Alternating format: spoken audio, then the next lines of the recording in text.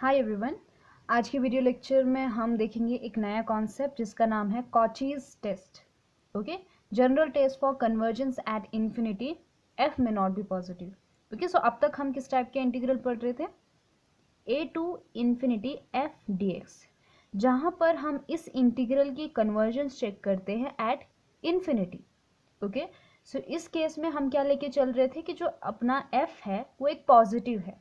Okay, अगर वो positive नहीं भी होता तो हम उसको नेगेटिव से मल्टीप्लाई करके पॉजिटिव बना देते थे, राइट। लेकिन हम कुछ ऐसे इंटीग्रल की बात करेंगे जहां पर इंटीग्रैंड जो है वो पॉजिटिव ज़रूरी नहीं है पॉजिटिव हो।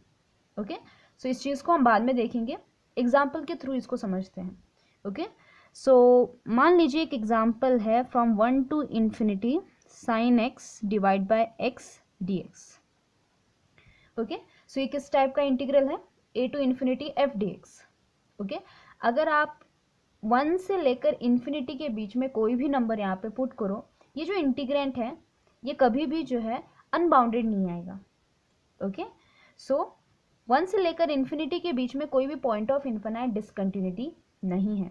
सो हमें इसकी जो कन्वर्जेंस चेक करनी है वो सिर्फ किस पे करनी है? इन्फिनिटी पे करनी है। ओके, क्योंकि इसको जो है इम्प्रॉपर क्या बना रहा है, इसके जो लिमिट्स हैं वो इसको इम्प्रॉपर बना रहा है। ओके, सो एक इम्प्रॉपर इंटीग्रल की जो कन्वर्जेंस है वो हमें पता नहीं होता है। ओके, सो हम इसकी कन्वर्जेंस चेक करेंगे at infinity.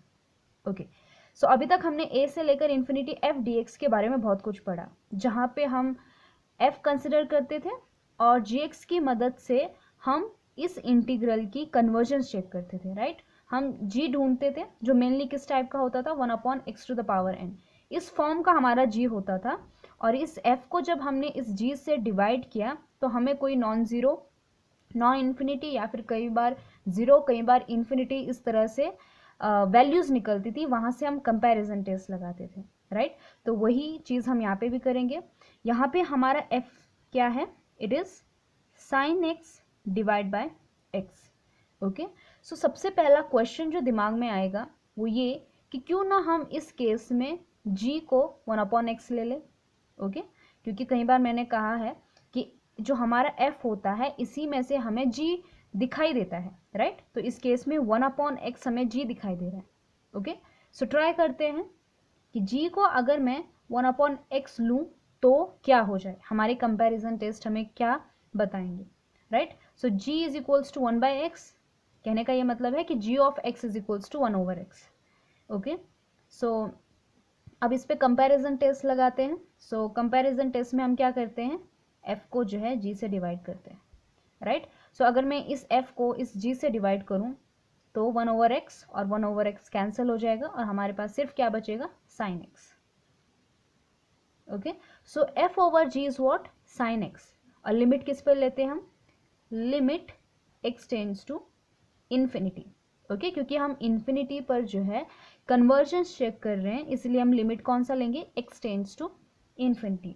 So sine x limit x tends to infinity. Okay, अब देखिए साइन x जो है एक ऑसिलेटिंग फंक्शन है। ओके, इसकी जो वैल्यूज़ हैं वो 1 और -1 के बीच में होती है। ओके, यानी कि -1 और +1 के बीच में होता है, राइट। तो कभी ये पॉजिटिव होगा, कभी ये निगेटिव होगा, कभी ज़ीरो होगा। ओके, सो जब मैं लिमिट को x टेंड्स टू इन्फिनिटी करूँ, हमें पता नहीं है कि इसकी लिमिट की क्या वैल्यू है। ओके, सो इसका लिमिट जो है वो एग्जिस्ट नहीं करता। ओके, सो इसका जो लिमिट है वो क्या है? DNE, यानी कि डू नॉट एग्जिस्ट।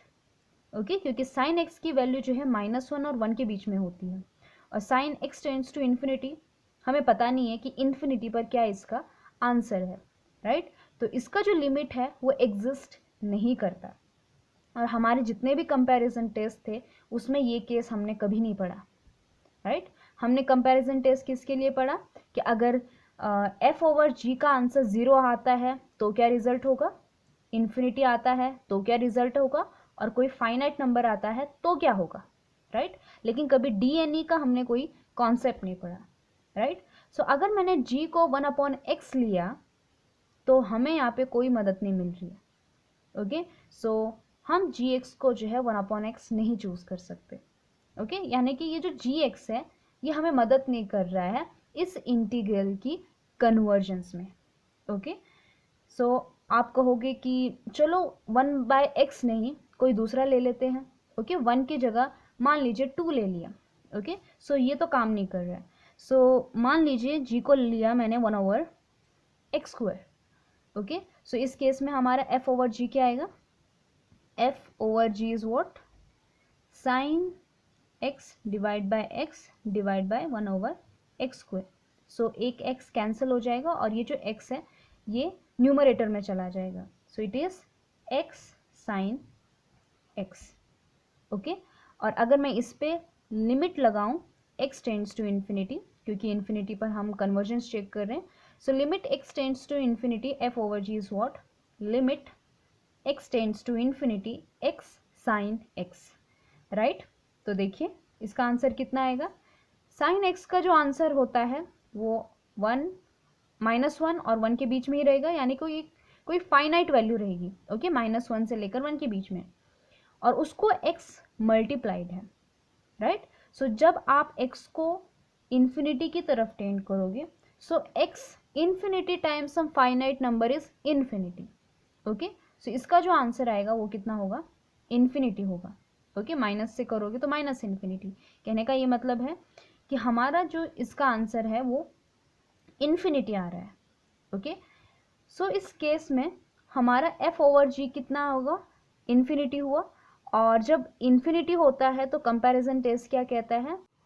a से लेकर इन्फिनिटी g dx अगर डाइवर्ज करता है तो ये चीज़ इम्प्लाई करेगा कि a से लेकर इन्फिनिटी f dx भी क्या करेगा?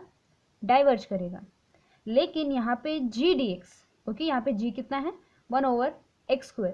सो integration from 1 to infinity 1/x² dx ये क्या करता है? ये है एक कन्वर्जेंट इंटीग्रल, क्योंकि x² है, 2 is greater then 1। Okay, so ये जो इंटीग्रल है ये कन्वर्ज करता है इन्फिनिटी पर। ओके, और ये टेस्ट क्या कह रहा है कि अगर g dx डाइवर्ज करेगा तो f dx भी डाइवर्ज करेगा, लेकिन यहाँ पे g dx जो है वो कन्वर्ज कर रहा है। ओके, सो ये टेस्ट ये नहीं कहता कि अगर g dx कन्वर्ज करता है तो f dx भी कन्वर्ज करेगा। ओके, ये चीज़ यहाँ पे कंफर्म नहीं होती है, राइट? सो यहाँ पे इन्फिनिटी आ गया और हमारा जो फंक्शन लिया था हमने g वो 1/x², इसका इंटीग्रल क्या है? कन्वर्जेंट है। So g is equals to 1/x² लेने से भी हमें कोई फ़ायदा नहीं हुआ। ओके, क्योंकि ये जो है इस इंटीग्रल की कन्वर्जेंस नहीं बता पा रहा है। ओके, सो ये भी हमारा फेल हो गया। ओके, सो एक और ट्राई करते हैं। g इज इक्वल्स टू, देखिए यहाँ पे आपने एक चीज़ नोट की होगी कि अगर आप 1/x² के बदले x³ लोगे तो यहाँ पे क्या हो जाएगा? 2 आ जाएगा। अगर आप 4 लेते हो तो यहाँ पे 3 आ जाएगा। इसका जो आंसर रहेगा वो हमेशा सेम ही रहेगा, राइट? सो इसका मतलब क्या है कि आप कोई भी पॉजिटिव टर्म लो 1 से बड़ी, ओके, 2 3 4 5 कुछ भी ले लो, इसका जो रिजल्ट है वो यही रहेगा। ओके, सो हम इस बार ट्राई करते हैं कि हम कोई निगेटिव नंबर लेके ट्राई करते हैं। Okay, so g is equals to, अगर मैंने 1/x⁻⁻1 ले लिया, कहने का मतलब ये है कि x ले लिया। ओके, सो हमारा f/g कितना आएगा? f क्या है? Sine x divide by x। Okay, और g कितना है? x है, तो ये कितना आया? Sign x/x²। ओके, फिर से क्या करेंगे? Limit x tends to infinity, limit x tends to infinity, यहाँ पे भी limit x tends to infinity. Okay, अब देखिए फिर से वही बात, साइन x की जो वैल्यू है वो -1 और 1 के बीच में है। ओके, यानी कि कोई फाइनाइट वैल्यू रहेगी। मान लेते हैं, फिलहाल a लेती हूँ मैं। ओके, और डिवाइड बाय x² है और limit x tends to infinity है। तो when x tends to infinity 1/x² tends to 0। Okay, so a into 0 is what? 0, यानी कि पूरा जो लिमिट है वो 0 को अप्रोच कर रहा है। ओके, सो जब मैंने g को x लिया उस केस में हमारा जो कंपैरिजन टेस्ट है उसका आंसर कितना आया? 0 आया। ओके, और हमारा कंपैरिजन टेस्ट क्या कहता है जब आंसर 0 आता है? कि अगर a से लेकर इन्फिनिटी g dx कन्वर्ज करता है तो ये चीज़ इम्प्लाई करेगा कि a से इन्फिनिटी f dx भी क्या करेगा, कन्वर्ज करेगा। ओके, और देखिए हमारा यहाँ पे जो g dx है, ओके, ये क्या कर रहा है, डाइवर्ज कर रहा है, क्योंकि x की पावर क्या है, निगेटिव है, और जब x का पावर निगेटिव होता है तो a से लेकर इन्फिनिटी g dx ये क्या करता है, डाइवर्ज करता है। ओके, लेकिन हमारा कंपैरिजन टेस्ट क्या कर रहा है कि g dx अगर कन्वर्ज करेगा तो f dx भी कन्वर्ज करेगा, लेकिन यहाँ पे g dx डाइवर्ज कर रहा है तो हम इसको फिर से यूज़ नहीं कर सकते। ओके, क्योंकि इसका कॉन्वर्स इस केस में ज़रूरी नहीं है ट्रू हो। ओके, सो जब हमने g को 1/x टू द पावर -1 लिया, ओके, सो उस केस में भी हमारा कंपैरिजन टेस्ट काम नहीं कर रहा है। ओके, अब आप यहाँ पे x टू द पावर -2 ले लीजिए, यही कंडीशन आएगी, राइट। सो यहाँ पर हम देख रहे हैं कि कंपैरिजन टेस्ट काम नहीं कर रहा है। ओके, आप g की वैल्यूज़ ले रहे हो, आपने 1/x लिया, 1/x टू द पावर 2 उससे बड़ा ले लीजिए, 1/x टू द पावर -1 से और भी छोटा ले लीजिए, आपका कंपैरिजन टेस्ट यहाँ पे काम नहीं कर रहा है। ओके, सो जब एक टेस्ट काम नहीं करता है तो हमें दूसरे टेस्ट की तरफ चलना पड़ता है। ओके, सो वही हम यहाँ पे अप्लाई करेंगे कॉचीज टेस्ट। सो कॉचीज टेस्ट क्या कहता है, लेट्स सी। तो कॉचीज टेस्ट क्या कहता है, the necessary and sufficient condition for convergence of integral from a to infinity f dx at infinity is that कि इंटीग्रल की कन्वर्जेंस a से लेकर इन्फिनिटी f dx, इस इंटीग्रल की कन्वर्जेंस एट इन्फिनिटी ये क्या कहती है कि for every m greater than 0 there exist t0 greater than 0 such that mod of integral from t1 to t2 of f dx is less than m for all t1 t2 greater than t0।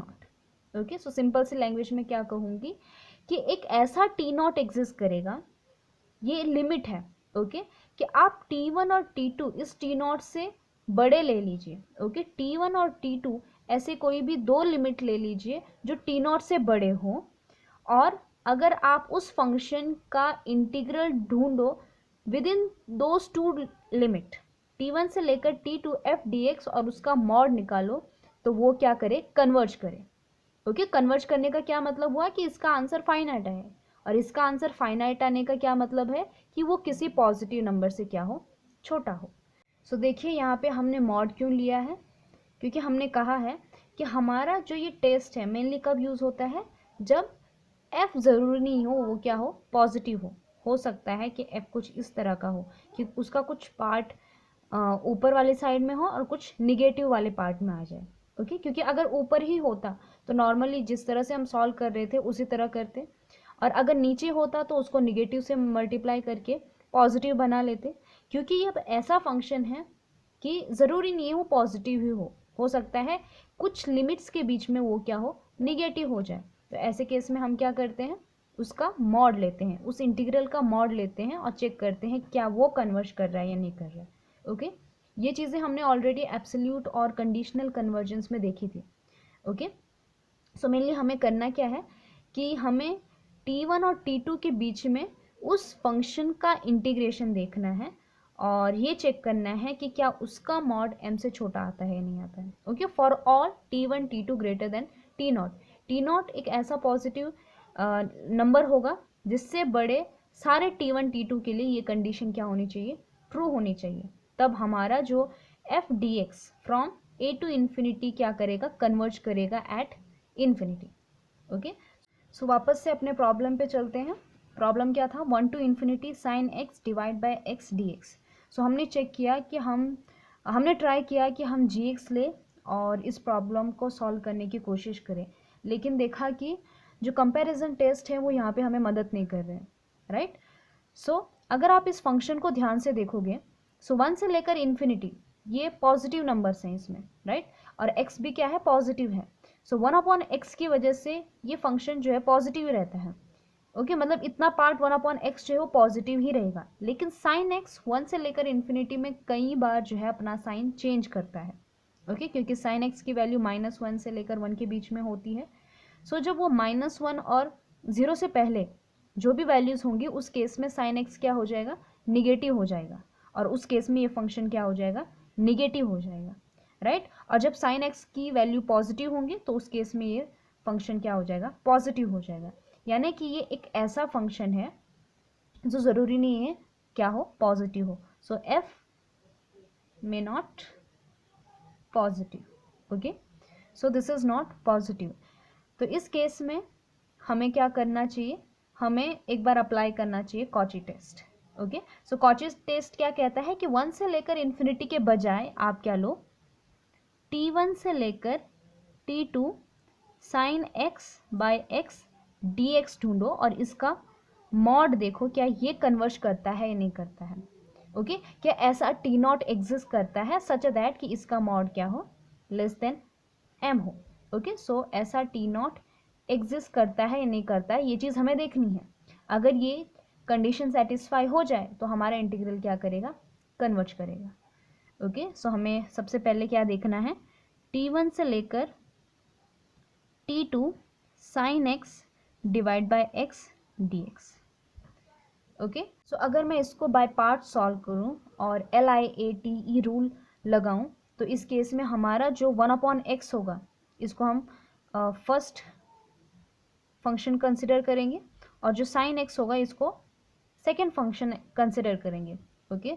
So solve करते हैं, ये कितना आएगा, first as it is 1/x as it is integration of sine x, and integration of sine x is minus cos x, और इसकी limit कहाँ से कहाँ तक जा रही है, फ्रॉम t1 से लेकर t2 minus integration of what, कि जो फर्स्ट है उसका डिफरेंशिएशन यानी कि -1/x², ओके, 1/x का डिफरेंशिएशन -1/x², और सेकेंड का इंटीग्रेशन यानी कि क्या, माइनस कॉस एक्स, ओके, और t1 से लेकर t2 dx। सो ये कितना आया, minus cos x divide by x from t1 से लेकर t2, ये कितना हो जाएगा, प्लस ये रहा minus integration from t1 to t2 cos x by x² dx, okay. So अगर आप फिर से इसको जो है बाय पार्ट सॉल्व करो तो ये जो नीचे का पावर है ये इंक्रीज करता जाएगा, ओके। सो ये कोई नॉर्मल फंक्शन नहीं है जिसको हम इंटीग्रेट करें, ओके। सो इसीलिए इसको सॉल्व करना थोड़ा सा मुश्किल होता है, क्योंकि अगर इसको इंटीग्रेट करना इतना ईजी होता तो हम डायरेक्टली क्या करते, limit t tends to infinity 1 to t sine x by x d x को क्या करते, सॉल्व करते और आंसर निकाल देते, राइट। इसको फर्दर सॉल्व करते हैं, देखते हैं कितना आंसर आता है। So upper limit minus lower limit, तो अगर आप इसमें रखोगे तो ये कितना आ जाएगा, minus cos t2 by t2, okay, minus cos t2 by t2, और माइनस माइनस प्लस हो जाएगा, so it is cos t1 by t2, और minus integration from t1 to t2 as it is, okay, cos x by x² dx। हम इसको solve नहीं करेंगे क्योंकि फ़ायदा भी नहीं है, इस तरह से इसकी जो x की पावर है वो इंक्रीज होती जाएंगी, ओके। लेकिन हमें देखना क्या था, t1 से लेकर t2 sine x by x dx का मॉड देखना था, ओके। यानी कि हमें ये चीज़ देखनी है क्या ये कन्वर्ज करती है या नहीं करती, यानी कि ये, ओके। सो अगर मैं इस पार्ट को a मानूं और इसको b मानूं, सो a माइनस बी का जो मॉड है वो क्या होता है, less than equals to a minus b का जो मॉड है वो होता है लेस देन और इक्वल्स टू a का मॉड प्लस b का मॉड, ओके। यानी क्या कि mod of t1 to t2 sine x by x dx का जो मॉड है वो लेस देन इक्वल्स टू हो गया किसके बराबर, mod of cos t1 over ये था 1, okay. So t1 minus cos t2 over t2 plus mod of t1 से लेकर t2 cos x over x² dx, इसका मॉड, ओके। क्योंकि ये जो पार्ट था ये इसके बराबर था, right. So this is less than equals to this plus this, और इसीलिए t1 से लेकर t2 sine x by x d x, इसका जो मॉड है दिस इज लेस देन और equal to a plus b. Okay, अब चेक करना है कि ये किसी m से छोटा होता है या नहीं होता है। ओके, इसको थोड़ा सा और एक्सपांड करते हैं। This is further less than equals to, ये फिर से किससे छोटा है, इसको मैं फिर से a मानती हूँ और इसको b मानती हूँ, तो ये कितना आएगा, mod of cos t1 by t1 plus cos t2 by t2 plus mod of t1 to t2 cos x over x square dx। Okay, और अब देखिए जो cos t1 है इसका जो मॉड है, ओके, क्योंकि देखिए cos x का जो मॉड होता है वो हमेशा लेस देन इक्वल्स टू 1 होता है। Okay, so this part is less than equals to 1 by t1, this part is also less than equals to 1 by t2। Okay, क्योंकि cos ऑफ t1 का जो मॉड है वो लेस देन इक्वल्स टू 1 होगा, cos of t2 का जो mod है वो भी लेस देन इक्वल्स टू 1 होगा, तो ये कितना आएगा, this is less than equals to 1 upon t1 plus 1 upon t2। अब मैंने t1 और t2 पर जो है कोई मॉड नहीं लगाया है, क्योंकि जो t1 और t2 हैं वो बड़े हैं किससे, t0 से, और t0 अपने आप क्या है, एक पॉजिटिव नंबर है।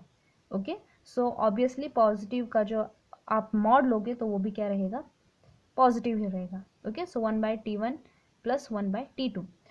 अब इसको देखना है कि इसको हम किस तरह से सॉल्व करें। ओके, सो ये चीज़ मैंने पहले भी एक्सप्लेन की है कि mod of integration f dx लीजिए, इसका जो आंसर आएगा वो किससे छोटा होता है, दिस इज लेस देन और equals to integration of mod of f dx। Okay, आप फंक्शन का मॉड लीजिए फिर उसका इंटीग्रेशन लीजिए, ये जो पार्ट है ये बड़ा होता है किससे, f dx का जो इंटीग्रेशन है उसके मॉड से। ओके, बहुत सिंपल सा है इसको विजुअलाइज करना। देखिए अगर सपोज कोई फंक्शन है जिसका कुछ पार्ट ऊपर है और कुछ नीचे है, ओके, सो इसका एरिया कितना आएगा, दिस माइनस दिस। ओके, क्योंकि निगेटिव वाला एरिया कैंसिल हो जाएगा। और अगर मैं इसी को, इस फंक्शन को इसका मॉड लूँ, तो मॉड लेने की वजह से क्या हो जाएगा, जो निगेटिव है वो भी पॉजिटिव बन जाएगा, यानी कि ये कुछ इस तरह से रहेगा, ये और ये। अब इसका एरिया कितना हुआ, ये। ओके, सो ये एरिया किसका है, इसका इंटीग्रेशन है, mod of integration of mod of f dx। Okay, और ये जो एरिया है ये कौन सा है, इंटीग्रेशन ऑफ f dx और उसका मॉड। ओके, सो ऑब्वियसली इसका आंसर कम है इससे, राइट। तो इस केस में क्या हो गया कि f dx को इंटीग्रेट कीजिए और उसका मॉड निकालिए, ये क्या होता है, less than equals to mod of f, फिर उसका आप इंटीग्रेशन ले लीजिए। ओके, सो वही कॉन्सेप्ट मैं यहाँ पे लगाऊंगी। ये चीज़ क्या है, लेस देन और इक्वल टू, ये जो पार्ट होगा ये किससे छोटा होगा, t1 से लेकर t2 mod of cos x over x square dx। Okay, अगर आप इसको f(x) की तरह ट्रीट करते हो तो इस थ्योरम के हिसाब से ये क्या होगा, this is less than equals to integration of mod of f dx। Okay, so मैंने, अगर इसको आप f लीजिए तो मैंने उसका मॉड ले लिया। ओके, सो ये पूरा का पूरा function is what, less than equals to 1 over t1 plus 1 over t2 plus integration from t1 to t2 mod of cos x over x square dx। Okay, इस पार्ट को हम और रिड्यूस करेंगे। Okay, reduce ही करना है। सो cos x, फिर से वही बात कि cos x का जो मॉड है वो क्या है, लेस देन इक्वल्स टू 1 है, तो ये फिर से लेस देन इक्वल्स टू किसके बराबर आएगा, लेस देन इक्वल्स टू, अब इस बार इसको इतना ही रखेंगे, 1 over t1 plus 1 over t2, क्योंकि mod of cos x is less than equals to 1, therefore this part is less than equals to 1 over x square. Okay, so 1 over t1 plus 1 over t2 plus क्या बचेगा यहाँ पे, t1 से लेकर t2 1 over x square dx। Okay, फिर से यहाँ पे मॉड नहीं लगाऊंगी क्योंकि एक्स स्क्वायर क्या रहेगा, पॉजिटिव रहेगा। ओके, अब ये किसके बराबर चल रहा है, ओके, मैं इसको लिख रही हूँ, this is equal to what, 1 over t1 plus 1 over T2, okay. और ये क्या है, 1/x² है, तो इसको इंटीग्रेट करेंगे। सो 1/x², सो अगर इस इंटीग्रेशन को सॉल्व करें तो कितना आएगा, 1/x², यानी x⁻², और x⁻⁻2 का इंटीग्रेशन कितना, x⁻⁻1 डिवाइड बाय -1। सो ये कितना आया, -1/x। लिमिट कहाँ से कहाँ तक, limit from T1 to T2। ये किसके बराबर हुआ, 1/T1 + 1/T2। और आप इसमें फिर से लिमिट पुट करोगे तो ये कितना आएगा, 1/T1 + 1/T2, 1/T2, okay. Actually यहाँ पे -T2 आएगा, और इसका क्या लेना है, हमें मॉड लेना है, ओके। हम मॉड लेके चल रहे थे, मॉड ऑफ 1/x² का इंटीग्रेशन, ओके। सो ये जो भी लिमिट है इसका हम क्या ले रहे हैं, मॉड ले रहे हैं, ओके। सो अगर इसको फिर से a मानूँ, इसको b मानूँ, तो ये क्या हो जाएगा, this is greater than equal to 1/T1 + 1/T2 + 1/T1 + 1/T2, okay. अब एक चीज़ ध्यान में रखिए, जो T1 T2 हैं ये दोनों क्या है, T1 और T2 ये बड़े हैं T0 से, ओके। T0 कोई पॉजिटिव नंबर है। सो 1/T1 क्या होगा, वो लेस देन होगा 1/T0 से। उसी तरह से 1/T2 भी क्या होगा, वो लेस देन होगा 1/T0 से, ओके। सो ये जितने भी 1/T1 है, 1/T2 हैं, ये क्या है, लेस देन है 1/T0 से, ओके। सो ये लेस देन हुए किससे, 1/T0 + 1/T0 + 1/T0 + 1, okay. So ये एक्चुअली किससे छोटे हुए, ये हुए, ये किसके बराबर आए, 4 डिवाइड बाय T0, ओके। अब देखिए T0 कोई पॉजिटिव नंबर है, राइट। सो जो 4/T0 है, जो ये 4/T0 है, ये भी कोई पॉजिटिव है, क्योंकि 4 भी पॉजिटिव है, T0 भी पॉजिटिव है, तो मैं इस 4/T0 को ही m ले लेती हूँ, ओके। यहाँ से आप T0 की वैल्यू भी निकाल सकते हो, यहाँ पे T0 क्या हो जाएगा, 4/m, okay. So 4/T0 which is equals to m। तो हमारा जो पूरा मॉड था, मॉड T1 से लेकर T2 sin x/x dx, इसका जो मॉड है ये किससे लेस देन आया, इस m से, ओके। ये जो इक्वल टू साइन है वो तो इसके लिए है, एक्चुअली ये सब क्या चल रहा है, less than, okay. So mod of T1 to T2 sin x/x dx का जो मॉड है ये इस 4/T0 से क्या आया, छोटा है, यानी कि ये क्या करता है, ये जो पार्ट है T1 से लेकर T2 ये क्या कर रहा है, कन्वर्ज कर रहा है, इसका जो आंसर है वो m से छोटा आ रहा है, ओके। सो इस केस में हमारा इस केस में T0 कितना आया, 4/m, ओके। सो अगर ऐसी कंडीशन आती है तो हमारा जो इंटीग्रल है वो क्या करेगा, कन्वर्ज करेगा, ओके। सो ये जो इंटीग्रल है 1 से लेकर इन्फिनिटी sin x/x dx, ये क्या करता है, ये करता है कन्वर्ज, ओके। सो हम इस टेस्ट पे कब गए, जब हमारे कंपैरिजन टेस्ट काम नहीं कर रहे थे और हमारा जो फंक्शन था वो पॉजिटिव भी नहीं था, राइट। सो ऐसे हम और भी टेस्ट पढ़ेंगे अगले वीडियो लेक्चर में, ओके। सो ये था Cauchy's test for convergence at infinity.